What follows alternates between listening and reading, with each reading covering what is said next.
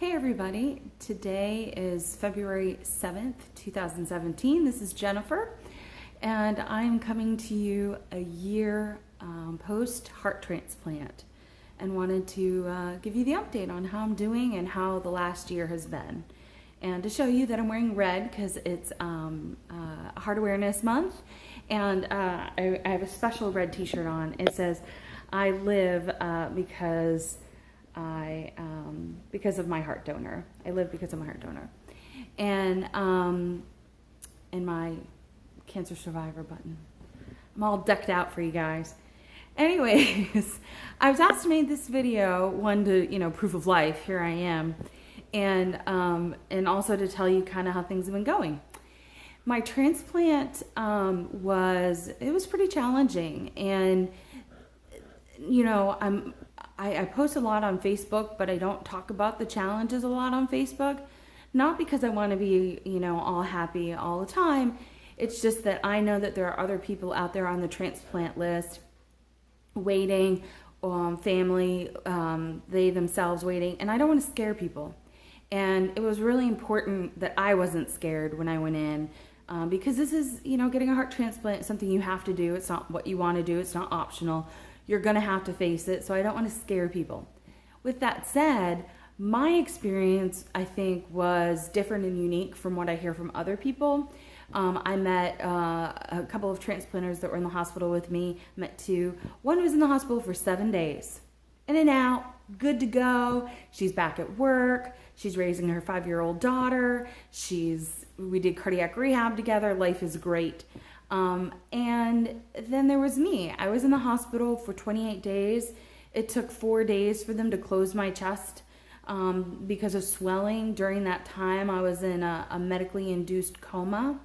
I had reactions to the anesthesia, and when I woke up, I had some. I was pretty psychotic. So they had to work with kind of a nightmare when I woke up.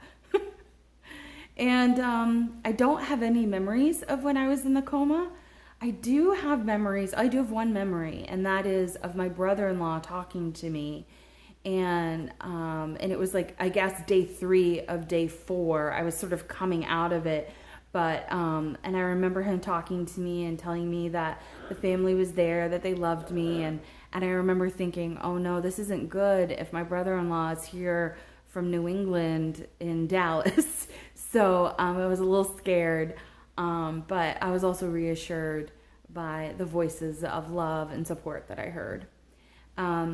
So I was in the hospital, and while I was in the hospital, coming out of transplant was really tough for me. My heart's strong and healthy and vibrant, but I don't know anything about my heart. I don't know age, gender, nothing. I just know that it's a vibrant heart. I've written off to talk to, see if I can learn and meet and exchange information with my donor family, but of course that's up to them. I have the deepest of gratitude to their family, and I would like to express that to them when they're ready. And it took me a long time to be ready. What else can I tell you? I also had blood clots because I have a blood clot disorder, and I'd never had a blood clot before transplant. But after transplant, this disorder that I have, I think it was such an assault on my body that I was pretty much riddled like buckshot with deep vein thrombosis in my legs. I had a couple blood clots in each arm, and then I had 2 pulmonary embolisms. So I kind of, I lived through that one. That was pretty intense. And there were times in the hospital because of the blood clots, not because of transplant, that I couldn't feed myself or roll over in the bed. And I had to learn how to sit up and walk and feed myself and get up out of the chair and be able to lift myself up, to be able to go to the bathroom independently. All of that took a lot of work for me, and they were very close to putting me into a rehab facility for, wow, I'm a little emotional thinking back about all this. And I didn't want to be in the hospital. I'd already been there like 3 or 4 weeks, and they were talking about at least 3 or 4 more weeks in the hospital. And I just had the most amazing occupational therapist come in, and her name is Cindy Canales. If you're watching this, thank you. I'm so grateful to you. And she just really helped me to get my core strength back and learn to do a sit stand and lift myself up off of a chair, out of a bed, and that saved me from weeks of hospitalization and my mood too. You know, I was getting pretty low there in the hospital, missing home. Speaking of missing home, I've lived away from home for 18 months. I got in the car in June of 2015 when I heard my mother was sick and going into the emergency room, and I came home December of 2016, and I still go back every month. It's only February 2017, so to say that I'm home, I'm still kind of a visitor in my own home. My mother-in-law asked me where I kept the tea. I was like, I don't know where I keep the tea in my own house. I haven't lived here. But I'll tell you, the lady who does live in this house has great taste in clothing. That's my joke. Anyways, more about transplant. What else can I tell you about transplant? I had to have a blood transfusion. I had to, I was very weak when I got home. By home, I mean to my sister's house. I was very weak. I really was, restless and agitated. Little things really upset me. The steroids really gave me quite the emotional roller coaster. I've gained 50 pounds in 1 year, and I just eat really large portions. I'm really hungry. I'm exercising, and I'll tell you, having a new heart it's exciting. I have life, and I'm renewed. But I certainly have my days. I really struggle at times because I still have a lot on my plate. I'm not done with my journey, I guess. I roll my eyes because 2 big things have also happened. That is 6 months post-transplant, I found out that I have breast cancer. And the breast cancer I'm not scared of it at all. It's very manageable. I had a lumpectomy. The cancer, for all intents and purposes, is gone.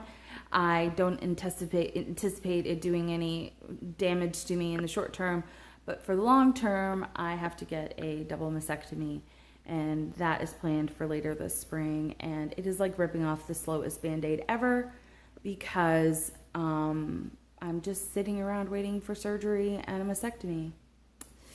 And during this time, I also had a grand mal seizure. I've never had a seizure before, but I had a reaction to medication. I guess my body is very sensitive to medication now. It was before, it now really is. And I was in the emergency room when I had the seizure, so they know it was a grand mal and treated me accordingly. And that was 3 months ago. And in about 2 days, I'm gonna get to drive my car again. I've been on a ban of not being able to drive my car for 90 days after you have a seizure. So that's been a challenge. Lots of challenges. But I've also had some really amazing, great experiences. I've met really beautiful people, and the generosity and love that has been shown my way has lifted my spirits. And I'm so grateful to the friends and family that surrounded me, that traveled to come be with me, that took time off of work to hold my hand and feed me.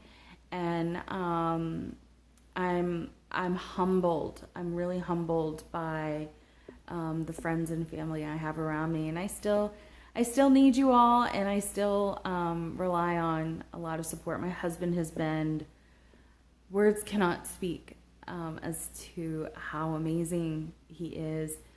The nurses came up to me, one nurse in particular, and when your family is in the ICU and they are coming out of transplant, I mean, it's like 2-on-1 nurses. They don't let the family go in. Like Adam could only go in like 1 hour a day, maybe. I don't even know. I was in a coma. And the nurse came up to me and said that Adam stood out my door for 4 days straight, night and day. And he had never seen any family member do that. And that I had a very special husband, something I already knew.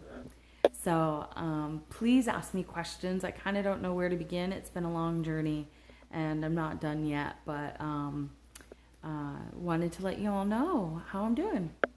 All right, take care. Bye.